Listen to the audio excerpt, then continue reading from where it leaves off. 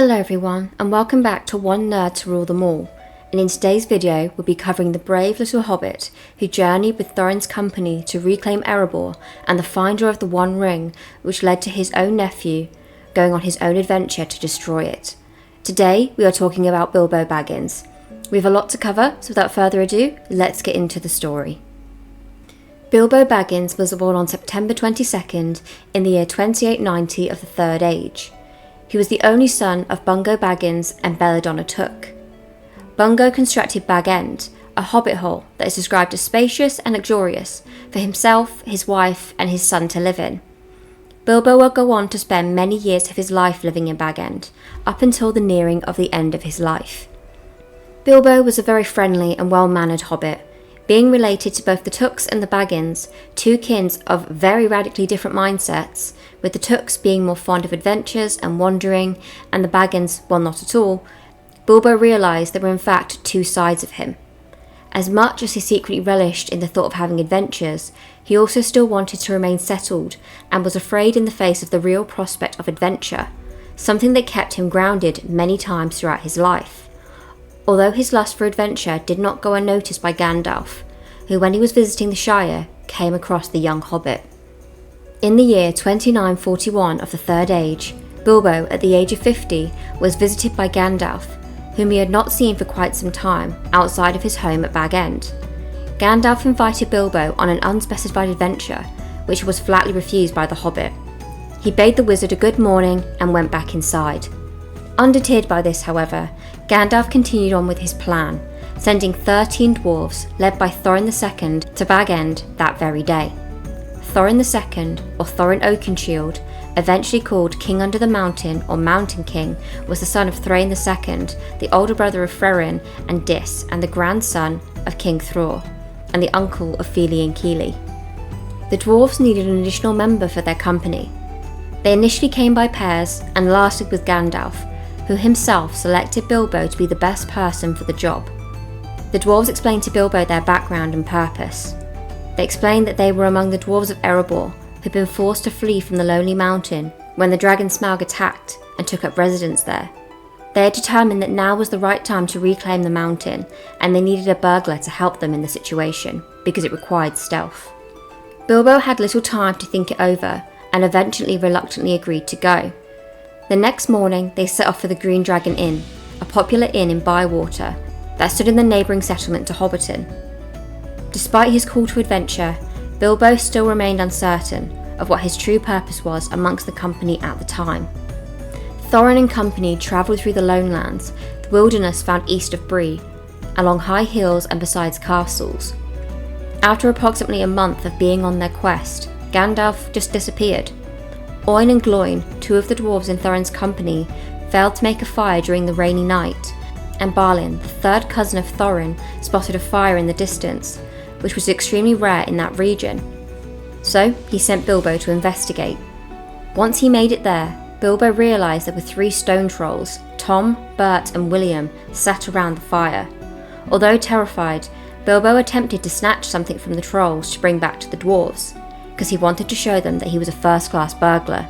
However, this plan backfired, as he was caught by William. Even though he escaped, he was helpless to prevent all the dwarves from being captured when they eventually came looking for him. Fortunately for the dwarves, Gandalf returned just in time and saved them all by imitating the trolls' voices and tricking the trolls into arguing with one another until daybreak, which turned them all to stone. After rescuing the party, the wizard led Bilbo and the party to the trolls' lair, which the trolls had used to hide their treasure and to shield themselves from the sun during the daylight hours. In the cave, a number of weapons were found, Glamdring, Beater, and Orkist, Bitter, among them. Glamdring would go on to be Gandalf's sword, and Orkist was used by Thorin.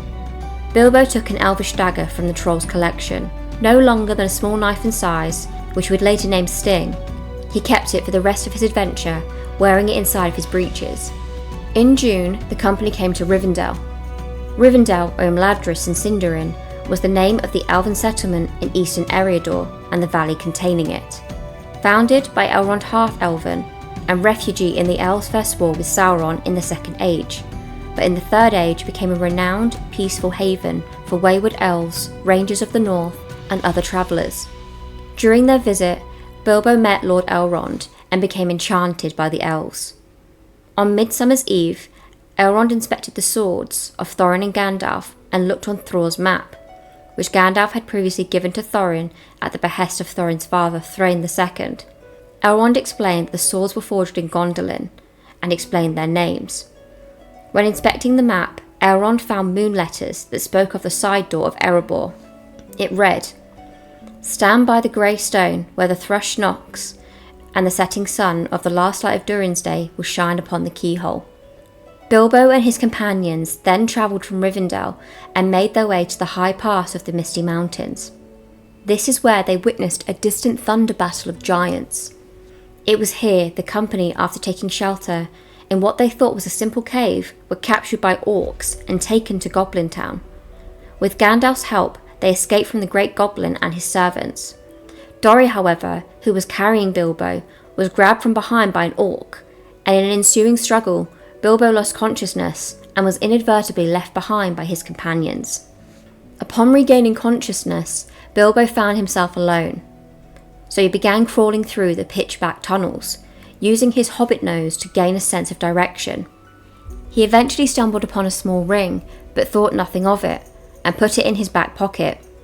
Although he did not know it at the time, this lost trinket was the One Ring, forged by the Dark Lord Sauron thousands of years ago. Bilbo soon encountered Gollum, who had been in possession of the One Ring for 500 years. Gollum, originally named Smeagol, was a store hobbit, one of the 3 early hobbit types in the Third Age. The two challenged each other to a riddle game, with the condition that Gollum would show the way out if Bilbo won.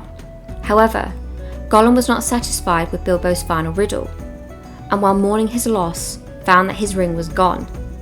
Gollum then realised the answer to Bilbo's riddle, "What have I got in my pocket?" and paddled back in his boat towards Bilbo, who then accused of stealing his precious, but Bilbo had vanished. Gollum, thinking that Bilbo had known the way out all along and was leaving, headed to the exit. Unbeknownst to him, he was followed by an invisible Bilbo.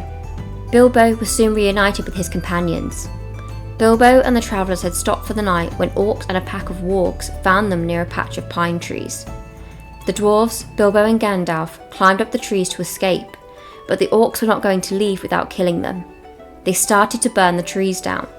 The chief wolf was ordering the other wargs around when Gandalf picked up a pine cone and with his magic set it ablaze in a green fire. He threw it down, hitting the chieftain. It rolled around on the ground, burning, while Gandalf threw more and more pine cones down. The goblins, seeing their defeat, fled, and the group were rescued by the great eagles. When one of the eagles grabbed Dori, Bilbo had to jump and grab Dori's leg before he was forgotten. This prompted Bilbo to groan, "My arms, my poor arms," and Dori to cry, "My legs, my poor legs." The eagles eventually took them to the Great Shelf, where they rested before continuing their journey. The Great Shelf, also known as the Eyrie, was the most important eagle eyrie in the northern Misty Mountains, where the Lord of the Eagles and his chieftains dwelt during the Third Age. The group then travelled to Beorn's halls, where they rested after being roughly taken in by Beorn and his animal servants. Beorn was a Northman, skin changer and chieftain of the Beornings, who lived near the River Anduin between Mirkwood and the Misty Mountains. Beorn learned their story and gave a large number of provisions to help their quest. Beorn also lent several ponies to use until the group reached Mirkwood. However, Beorn did not fully trust the dwarves, so Bilbo saw Beorn giving careful watch so that the ponies would remain unharmed. When the company arrived at the forest gate, the ponies were let go, to several of the dwarves' discontent, and Gandalf left the group as well, warning them, "Do not stray off the path." The company began to follow the elf path through the treacherous forest. Eventually, the provisions ran low and the company were forced to send Bilbo up a tree to see where the forest ended. Bilbo climbed up the tree, when a rewarding breeze of cold air and butterflies met him. Bilbo only saw more forest, so when he reluctantly climbed back down, he did not see the forest ended. He reported his findings to the dwarves, where they met the news with ill comfort and were angry. They were fatter than Bilbo, so they could not climb up the tree to feel the cold air or see the butterflies. Eventually, the last provisions were eaten. The company then came upon the enchanted stream, of which they had been warned not to drink by Beorn. If the water from the stream was drank from or swam in, It would cause weariness and eventually send the person who partook in the waters into a deep slumber, and they would wake in a state of amnesia afterwards. Bilbo saw a boat on the other side, leading the dwarves to retrieve it. A deer came out of nowhere when all the dwarves were on the other side. A dwarf shot it where it died. The dwarves hoped for venison for dinner when Bilbo realised that Bombur was drowning. The dwarves fished him out to find that he'd been put in a sleep by the stream's magic, but the boat was knocked away, ending the hope for venison. While wandering down the path, the dwarves saw lights in the forest. Deciding they would rather leave the path than starve to death, they headed for the lights. As soon as they got to the lights, they went out and one by one their party fell asleep. This happened twice, and the third time all of them fell asleep. When Bilbo awoke in the night, he was alone. He cursed the dwarves for leaving the path and discovered that great spiders had captured his companions. Bilbo was forced to find his lost companions and cut through the cocoons the spiders had formed around them. He distracted the spiders by improvising several insulting songs to irritate them, and succeeded when the creatures left their domain to find the intruder and eat him. Bilbo killed a few by throwing stones at them and by stabbing them with sting. The spiders never found him, however, since during this time Bilbo made use of the ring to remain invisible. After freeing the dwarves, he led them in charge against the spiders, where the company killed dozens of the arachnids. After travelling through Mirkwood, the dwarves were taken prisoner by the Wood Elves, who believed that the company had assaulted the elves when they were partying, the bright lights the company had seen in the forest. Bilbo avoided being caught by using the ring once again to stay invisible, and followed them into the halls of Thranduil, the elven king, where they were held captive. Thranduil is the father of Legolas, the skilled bowman and member of the Fellowship of the Ring. Eventually, Bilbo was able to rescue the dwarves by stealing the chief of the guard's keys, and found a way for the company to escape the woodland realm. They stowed away in a number of empty barrels, which periodically were taken by the elves down to the forest river, and were then sent to Lake Town for trading purposes. The plan worked, and soon they all arrived at Lake Town, which they found to be a small town occupied by men that Smaug would sometimes attack, though he had not been seen in many years. The captain of the guard in Lake Town took Bilbo and the dwarves to the great house to present the company to the master and his councillors. And though the master initially thought to imprison them in order to keep good relations with the Wood Elves, he decided against it when the populace proved to be strongly in support of Thorin's company. Thus, Bilbo and the dwarves spent several weeks in Lake Town as guests of honour, though Bilbo eventually caught a cold. Before long, Thorin's company departed Lake Town, crossing the river, following Thrall's map to the location of the side door before the end of Durin's Day. Durin's Day was a yearly event noted by the dwarves, when the last moon of autumn and the first sun of winter appear in the sky together. On the first day, the dwarves' New Year, which was the first day of the last moon of autumn on the threshold of winter. When arriving at the mountain weeks later, Gandalf, Bilbo Baggins and the dwarves at first misunderstood the meaning of the last light, finding no keyhole in the daylight, even at sunset, until in the last hours of Durin's Day, the moon's light revealed it. The group unlocked the door and entered the mountain. Once inside, Bilbo was sent in alone, in order to scout ahead and perhaps to steal some of the treasures from Smaug. When he arrived in the treasure chamber, however, Smaug was awake and sensed his presence, so Bilbo put on the ring to avoid being seen. Smaug, though unable to see the Hobbit, tried to figure out who or what the intruder was, but Bilbo refused to tell the dragon his true identity, answering Smaug's questions only in riddles. While invisible, Bilbo noticed that Smaug had his bare spot on his jewel-encrusted underbelly. Finally, Bilbo removed the ring, and Smaug saw he had stolen a cup, causing him to go into a terrible rage. After Bilbo made it out of Smaug's lair safely, he convinced Thorin and the other dwarves to enter the side door and close it behind them. This saved their lives. When Smaug left the mountain, he flew to the side door, scorching the surrounding area. Foiled, the dragon flew off to Lake Town, with the intent of destroying it once and for all. Bilbo told the dwarves of Smaug's weakness, but a thrush, hearing the information, flew to Lake Town and told Bard, a descendant of the Men of Dale, of Smaug's weakness. On Smaug's arrival, Bard shot a black arrow at the bare spot, killing Smaug and sending him to rot at the bottom of the lake, but destroying most of Lake Town in the process. In the meantime, Thorin and company had reclaimed the Lonely Mountain. Though Bilbo, having found the Arkenstone that Thorin greatly desired, kept it a secret from the dwarf. They were informed by Roark, an old raven of the mountain, of Smaug's death in Lake Town, but quickly the dwarf's mirth was dampened by the news that the surviving men of Lake Town and the Elven King's armies were marching to the mountain to reclaim their wealth. Thorin, suspicious of the armies, refused to make any deal with them on their arrival and barricaded the mountain, thus beginning a siege. Bilbo, hoping to avoid conflict, took the Arkenstone to Bard and Thranduil, in order for them to barter their share of the treasure with. Despite Bard and the Elven King's offers for the Hobbit to stay with them for the time being, Bilbo decided to return to the mountain. To his surprise, on leaving to return to Thorin's company, he found that Gandalf had returned, and found the wizard supported his decision. Bilbo then slipped back into the mountain, unnoticed by the dwarves.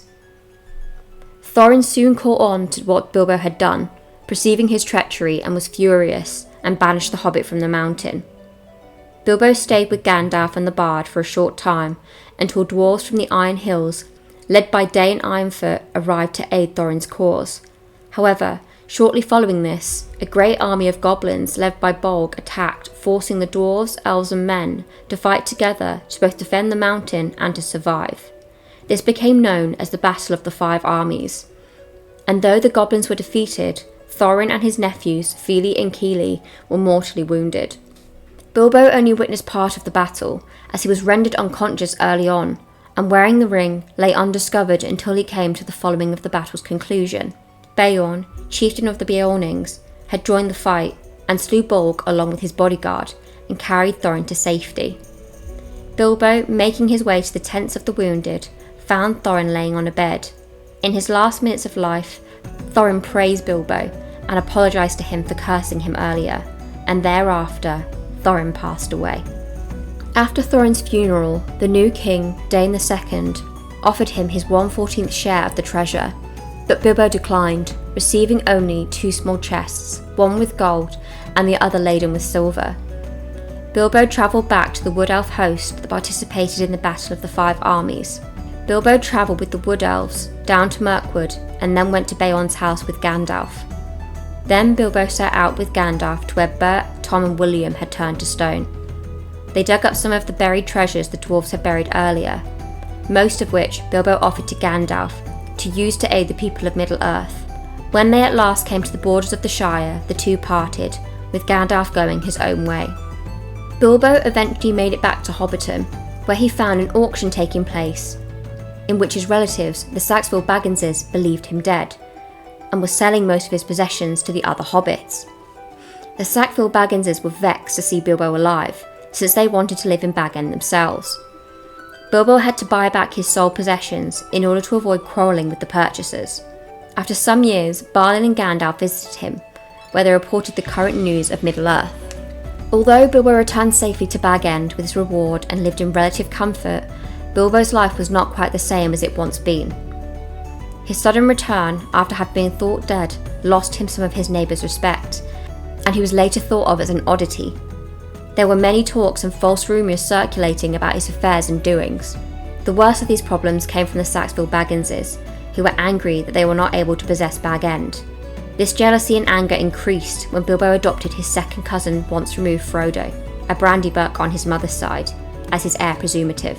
He adopted the boy after his parents drowned in the Brandywine River.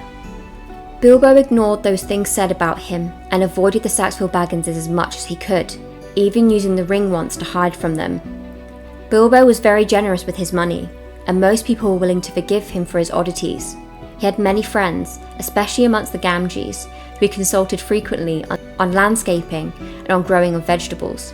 His good friend, the Gaffer, even allowed him to tutor his son, Samwise Gamgee. Hamfast the Gaffer Gamgee was a hobbit of the Shire, a gardener by trade and father of Samwise Gamgee. Samwise Gamgee, known as Sam, was a hobbit of the Shire. He was Frodo Baggins' gardener and best friend. Sam proved himself to be Frodo's closest and most dependable companion, and most loyal of the Fellowship of the Ring, and played a critical role in protecting Frodo and destroying the One Ring. Bilbo taught Sam to read and write, and at some point taught him various bits of poetry, and told him tales of the elder days. Yet he slowly began to become weary of his settled and sheltered life at Bag End. Bilbo was the bearer of the One Ring for 6 decades, ignorant of its significance. However, by 3001 of the Third Age, the ring had begun to affect him. He did not appear to have aged at all, though he felt older and thin inside. He decided that he wanted to partake in one more adventure before he found a place to settle down and finish his account of the quest for the Lonely Mountain. On September 22nd, a farewell birthday party was held in his honour, where he accounted his intention to leave the Shire, to the shock of his family and friends. Immediately afterwards, he put on his ring and disappeared, as a joke on his neighbours. He returned to his house, where he was confronted by his friend Gandalf, who tried to persuade him to leave the ring for Frodo. Bilbo initially agreed, but then became hostile and accused Gandalf of trying to steal the ring for his own benefit, which he referred to as his precious, something that Smaug had done before.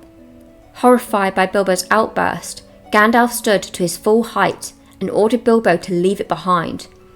Immediately, Bilbo returned to his senses, apologising and admitting that the ring had been troubling him lately. After a moment of inner struggle, Bilbo finally dropped the ring on the ground, becoming the first ring bearer to give up the ring of his own will. Bilbo and Gandalf bade each other goodbye, and Bilbo left the Shire for his journey. On the same day, Bilbo left the One Ring and his home to Bag End to the possession of his relative, Frodo Baggins, who was eager to be his own master despite the loss of Bilbo, for he was not yet ready to leave the Shire. After his departure, Bilbo wandered to Rivendell, and then, after a rest, accompanied some dwarves to Dale and the Lonely Mountain before returning to Rivendell.